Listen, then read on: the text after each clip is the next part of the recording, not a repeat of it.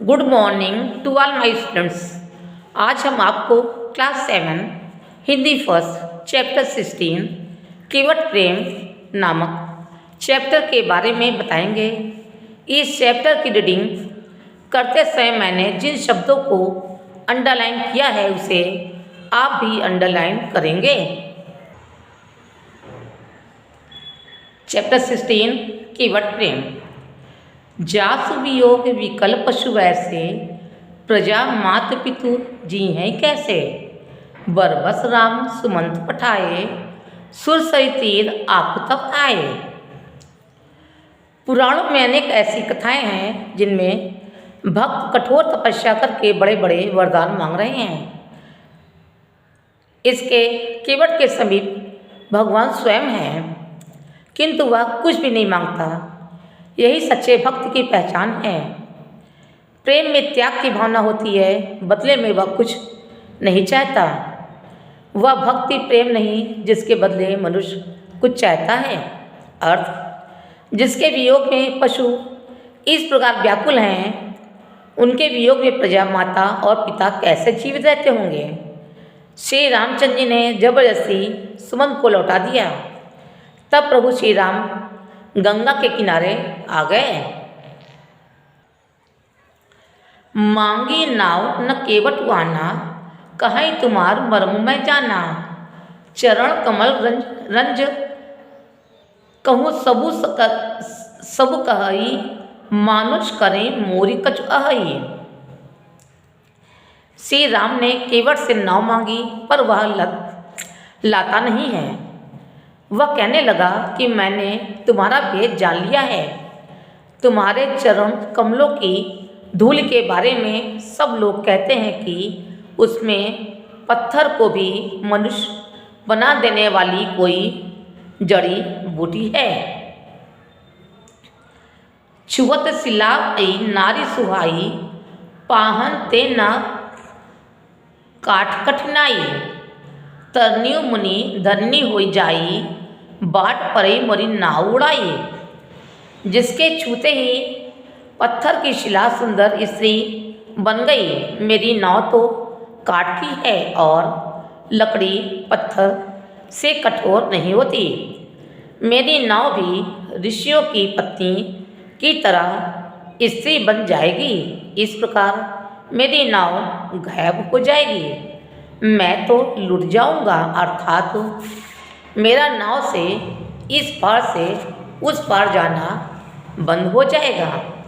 मेरी रोजी रोटी का साधन समाप्त हो जाएगा, अर्थात मेरे कमाने खाने का जरिया भी समाप्त हो जाएगा। यही प्रतिपालऊ सब परिवारू, नहीं जानऊ कछु और पाए। जो प्रभु पार आवसी गाचहूँ, मोई पद पदुम पखारन कहूँ। मैं तो इसी नाव के सहारे अपने परिवार का पालन पोषण करता हूँ, दूसरा कोई धंधा नहीं जानता। हे प्रभु, यदि तुम अवश्य पार जाना चाहते हो तो मुझे पहले अपने चरण धो लेने दो। छंद। पद कमल धोई चढ़ाओ नाव, चढ़ाई नाव नाथ उतराई चहों। मोहि राम रावर आन दशरथ, सपत सब साची कहों। बरु तीर मारूं लखन पै, जब लगी न पाए पखारियों।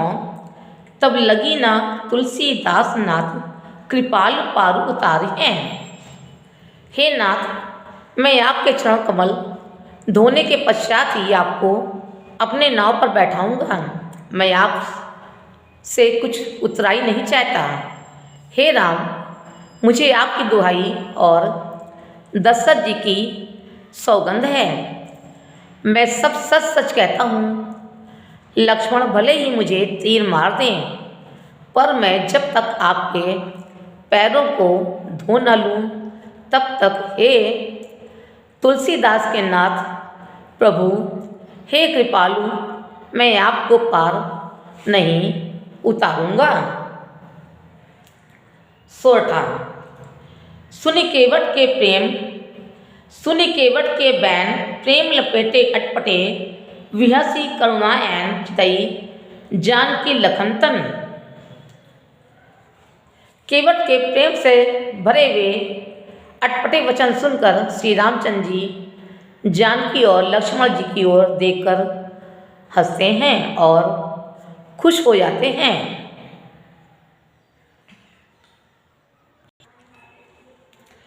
कृपा सुंदरी बोले पुस्काई, सोई करू जही तव नाव न जाई। बेगी आनु जल पायब खारो, होत बिलम उतारही पारो।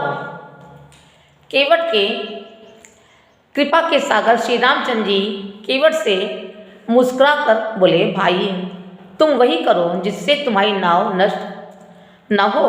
जल्दी जाकर पानी लाओ और पैर धो लो, क्योंकि देर हो रही है। मुझे उस पार उतार दो। जासु नाम सुमृत एक बारा, उतरही नर भव सिंधु अपारा।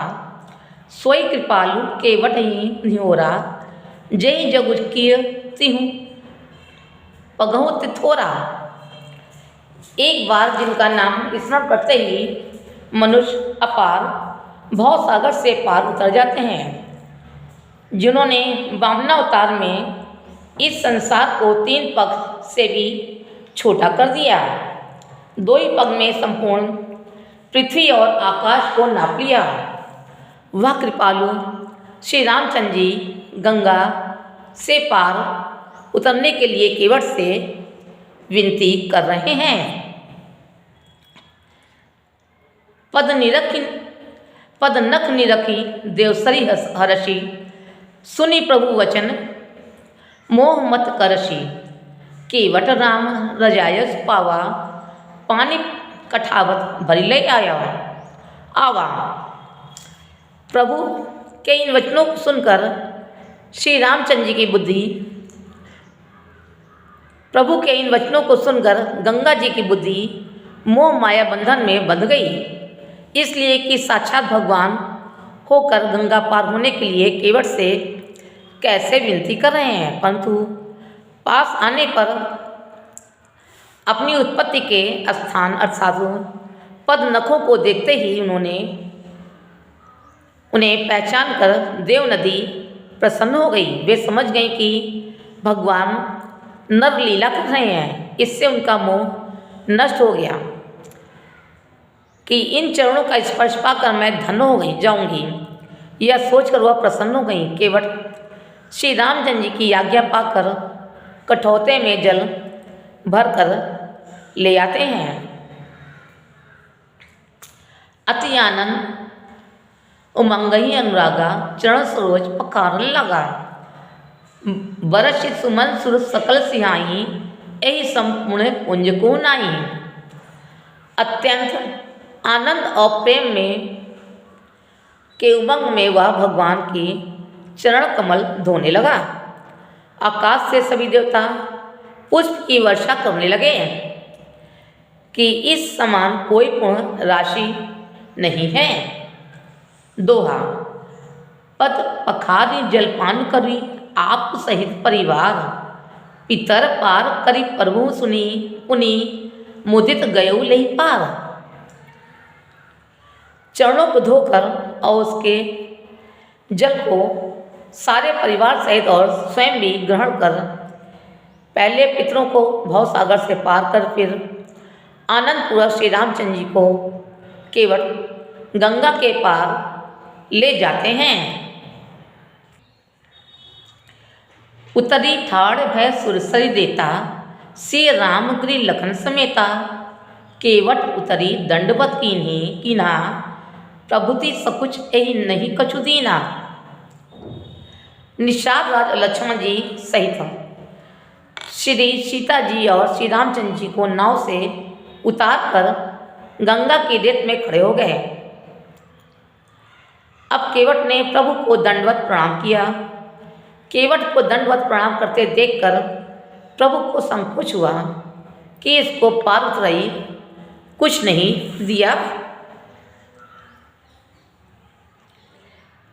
पिए ही की सी जान निहारी, मनि मुद्री मन मुदित उतारी, कहो कृपालु ले उतराई, केवट चरण गहे अकुलाई। पति की हृदय की बात जानने वाली सीता जी ने आनंद भरे मन से अपनी रत्न जड़ित अंगूठी उंगली से उतारी। कृपालु श्री रामचंद्र जी ने केवट से कहा कि नाव की उतराई ले लो, किंतु केवट ने व्याकुल होकर श्री रामचंद्र जी के चरण पकड़ लिए। नाथ आज मैं काह ना पावा, मिटे दोष सब दुख दरिद्रतावा, बहुत काल में कीनी मजूरी, आज दीन विधि बनी भली पूरी। हे नाथ, हे दीनदयाल, आज मैंने क्या नहीं पाया। मेरे दोष दुख और दरिद्रता की आग आज बुझ गई है। मैंने बहुत समय तक मजदूरी की, विधाता ने आज मुझे बहुत अच्छी भरपूर मजदूरी दे दी है। अब कछु नाथ न चाहिए मोरे, दीन दयाल अनुग्रह तोरे, फिरति बारी मोहि जो देवा, सो प्रसाद मैं सिर धर लेवा। हे नाथ, हे दीन दयाल, आपकी कृपा से अब मुझे कुछ नहीं चाहिए। लौटती बार आप मुझे दो भी दे देंगे, उसे मैं सहर्ष स्वीकार कर लूँगा। दो बहुत कीन्य प्रभु लखन सिंह नहीं कछु केवट ले, विदा किन्न करुणा तनय, विदा किन्न करुणायतन, भगत विबल वरुदि दे। प्रभु श्री रामचंद्र जी, लक्ष्मण जी और सीता जी ने बहुत आग्रह किया, किंतु केवट ने कुछ नहीं लिया। तब करुणा के धाम भगवान श्री रामचंद्र जी ने निर्मल भक्ति का वरदान देकर उन्हें विदा कर दिया। यह केवट प्रेम संवाद गोस्वामी तुलसीदास द्वारा रचित ग्रंथ से लिया गया है। इसमें तुलसीदास ने भगवान राम और केवट के संवाद का परस्पर वर्णन किया है। इस चैप्टर के प्रश्नोत्तर की फोटो आपको होमवर्क में दे दी जाएगी। आज की कक्षा में बस इतना ही। धन्यवाद।